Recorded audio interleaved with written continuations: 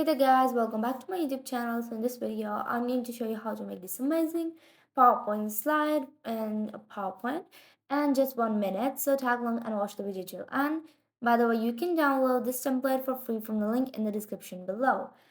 And also, I want to thank you all for 1K subs, and I would like to thank you all because you have made us reach this memorable point of reaching 1K subscribers.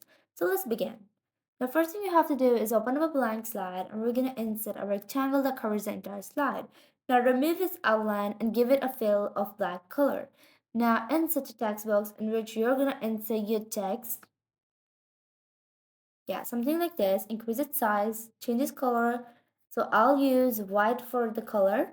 Now align it into the middle, bold it, select the rectangle and then the text box, and then go to merge options and then click on subtract option. Similarly, we're gonna go into tab and then insert a video and then send it to the back. And for select the rectangle and give it grow and shrink animation from the animations panel. And you can also give it some time.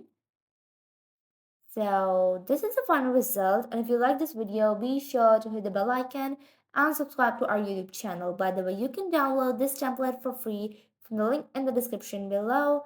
And I would like to thank you again for having us reach this memorial point of reaching 1K subscribers.